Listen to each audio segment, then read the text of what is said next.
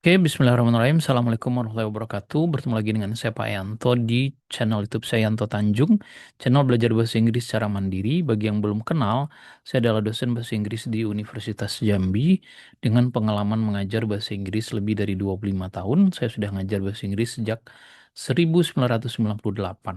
Jadi dosen udah 22 tahun. S1, S2, S3 saya pendidikan bahasa Inggris. Saya pernah kuliah di 3 universitas di Australia, Flinders University, Murdoch University, dan Edith Cowan University. Saya juga penulis lebih dari 20 buku. Ini masterpiece saya, salah satu bukan salah satu ya, bestseller ya. Bestseller nggak ada lagi di Gramedia dan Shopee sudah habis. Laku terjual, Alhamdulillah. Semoga penerbitnya Irama Media Bandung, Widya Bandung, segera mencetak ulang ya.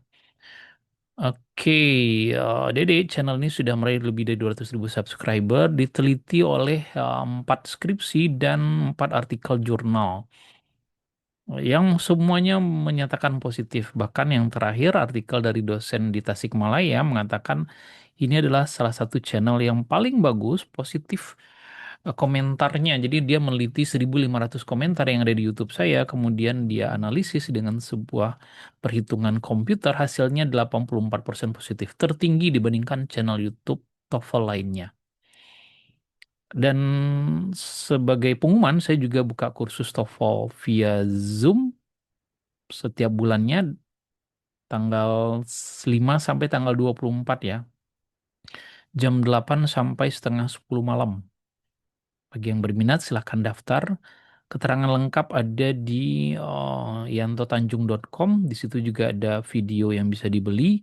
Kemudian ada tes simulasi dan saya juga bekerja sama dengan sebuah lembaga untuk untuk menyelenggarakan tes TOEFL ITP secara online, dan itu eh, resmi ya, bisa dipakai untuk beasiswa. Tapi kalau simulasi di website saya itu tidak, itu hanya untuk latihan saja. Silakan dikunjungi yantotanjung.com. Nah, Dede, pada pertemuan kali ini kita membahas ini latihan yang sesungguhnya ya. Kita membahas skill 1 sampai 38. Nah, Dede harus bisa memahami ketika dia dicampur skillnya, kita masih memahami atau tidak. Kelebihan buku Longman ini dibandingkan buku TOEFL yang lain yang saya perhatikan adalah ketika kita sudah sampai, kita kan sudah selesai kemarin skill 38 ya, tentang kalimat aktif. Nah, dia masih menanyakan latihan berikutnya, skill 1 yang awal sekali kita pelajari dulu. Karena nanti pada hakikatnya pas tes TOEFL yang sesungguhnya 40 soal itu merupakan gabungan dari banyak skill. Nah, kita nggak tahu skill mana yang muncul. Nah, perlu latihan seperti itu. Karena di sini nggak disebutkan ini skill 12, ini skill 3, ini 4, nggak ada. Kita sendiri yang tahu bagaimana caranya supaya tahu dengan mengenali kata bantu dalam soal. Langkah pertama biasanya soal nomor 1 sampai 15 fokusnya kan kepada subjek dan verb. Kemudian ada konektor, kemudian ada misalnya apa namanya, topik-topik yang lain, misalnya ada konektornya macam-macam dan seterusnya. Sedangkan yang skill 16 pertanyaan 16 sampai 40 fokusnya kepada mana yang salah. Coba diperhatikan subjek dan verbnya, kata kunci, kata bantu dalam setiap soal itu ada. Mari kita lihat. Nah, langkah pertama ada soal kayak gini, bla bla bla, Big Dipper, a seven-star constellation in the shape of a cup, is part of Ursa Major. Nah, ini kan titik-titiknya di depan. Jadi kemungkinan yang paling besar itu yang tidak ada di sini adalah subjeknya ya. Titik-titiknya ke depan nih, subjek. Tetapi di sebelahnya ada kata benda dan ini bisa sebagai subjek. Kemudian kita cek lagi. Nah, ini ada koma. Berarti dia boleh dibilang apositif ini. Kemudian ini ada verb. Nah, kalau gitu gimana? Kalau sudah ada verb, ada nggak yang bisa kita coret? Ini pasti salah ini. Ini ada that, seolah di kalimat majemuk, padahal bukan. Nah, kalau kita jawab ini, dia jadinya OP.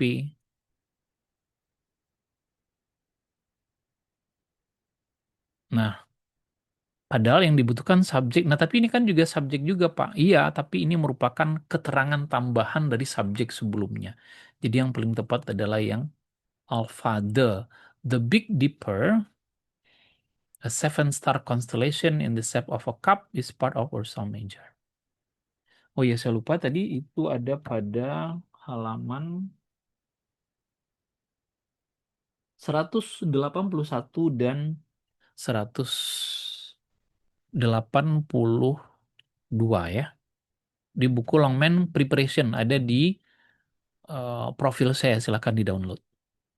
Number two, the military academy at West Point, blah blah blah, on the west bank of the Hudson River, north of New York City.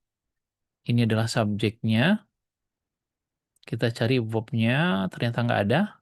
Ini OP, ini juga OP, ini juga OP. Objek preposisi. Yang nggak tahu OP itu apa, silahkan cek di skill-skill awal.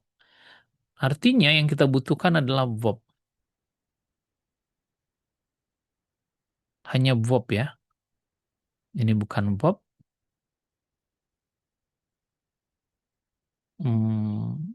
Ini yang verbnya. Terletak. Kalaupun ini maknanya pasif meletakkan, berlokak. Nggak cocok, harusnya terletak.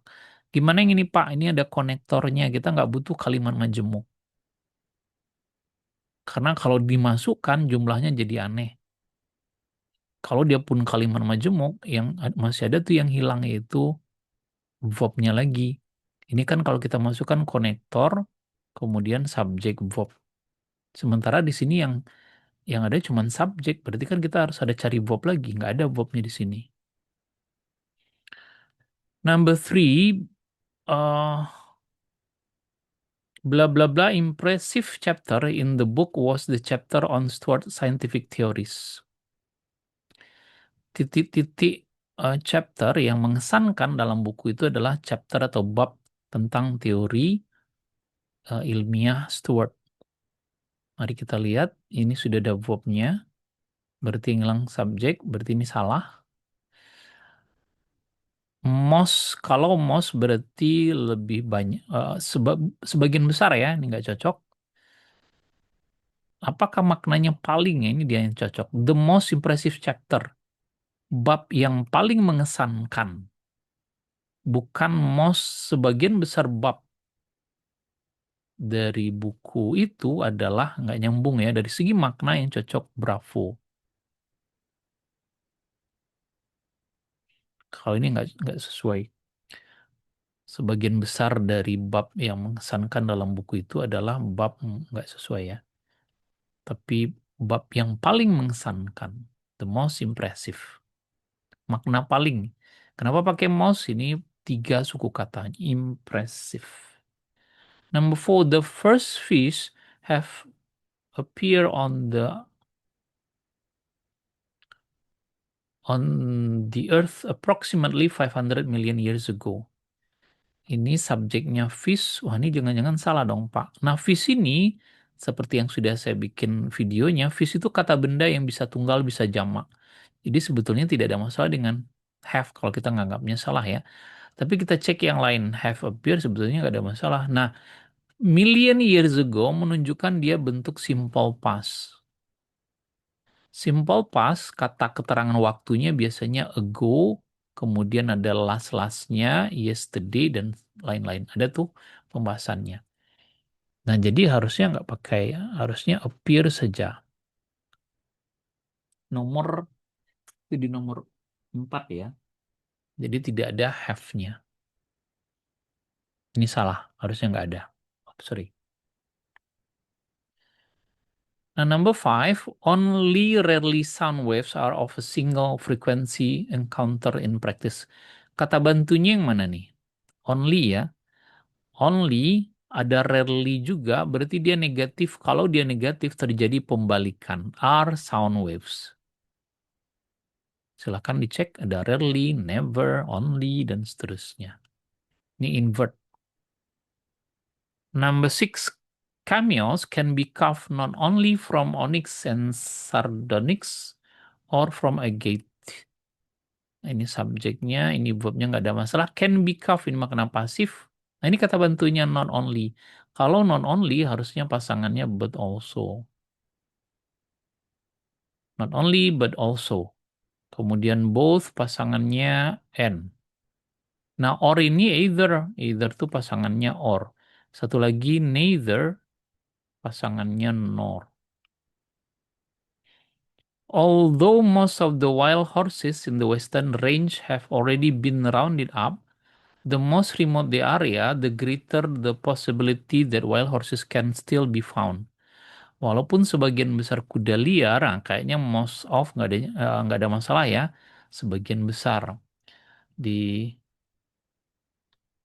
di bagian barat itu already been telah di rounded up, nggak ada masalah juga.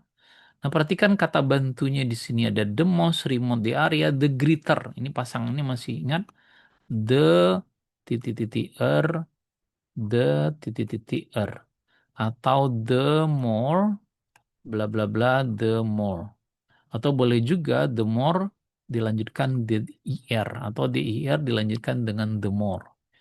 Ini comparison, silahkan cek di comparison bagian terakhir. Saya lupa skillnya. Jadi harusnya kalau the greater di belakang harusnya the more. The more remote the area, the greater possibility that the wild source can still be found. Semakin jauh areanya, semakin besar kemungkinan. Nah itu kira-kira maknanya. Yang lain nggak ada masalah. Telah di ini makna pasif. Sebagian besar juga nggak ada masalah. Kemungkinan nggak ada masalah. Number 8, during this period, $206 was spent annually on food by families in the lower third income bracket. Selama periode ini $206 dihabiskan. Kalau dihabiskan mestinya spend-nya bentuk ketiga ya, makna pasif spend bentuk ketiga. Jadi kalau ada to be itu mestinya diikuti kata kerja bentuk ketiga. Dibelanjakan ya untuk makanan. Telah dihabiskan secara setiap tahunnya atau dibelanjakan setiap tahunnya pada makanan oleh eh, keluarga miskin ya. The dangers of noise are unfortunate, not as clear-cut than are those from most other health hazard. Ini subjeknya verb. Oh, ini ada verb lagi, dua verbnya. Salah satunya pasti ada yang salah. Mari kita cat kata kuncinya. Nah, mana kata kuncinya? Ada then, ada s. Kalau ada s di belakang, mestinya juga ada s di depan. Ini yang salah. Jadi harusnya the danger of noise as unfortunately not as clear-cut than are those from most other health hazard. Ini bentuk comparison. Comparison itu mestinya polanya sama. Ada S, maka sesudahnya juga S. Ada more, maka pasangannya dengan than. Atau ER. Kalau dia bentuk paling, the most, kalau suku katanya lebih dari dua. Ada the, est, kalau suku katanya hanya satu atau dua. Jadi nomor berapa ya? 9.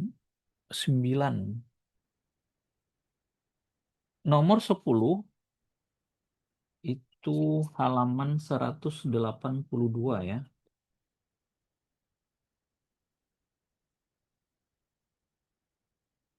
Dua.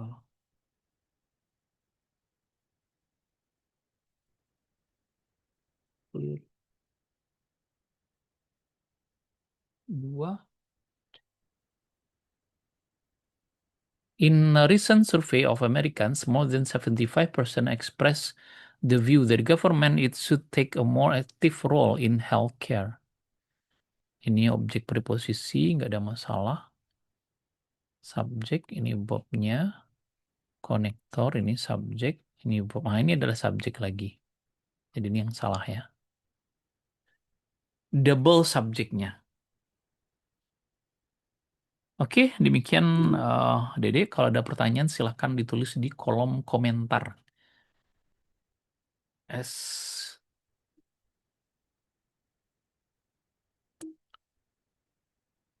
Oke. Tapi rasanya sebentar tadi ada yang janggal saya. R-nya S clear cut. Oke, nah ini kita cek lagi ya. Danger, ini R-nya. Subjeknya yang ini, R-nya ini benar. Ini, oh, bukan ini udah yang salah. Sebetulnya tidak ada masalah ya. Ternyata ini kalimat apa namanya comparison membandingkan dua hal berarti dia bisa dianggap sebagai kalimat majemuk. Jadi S di sini pasangannya bukan then, harusnya pasangannya S. S clear cut SR.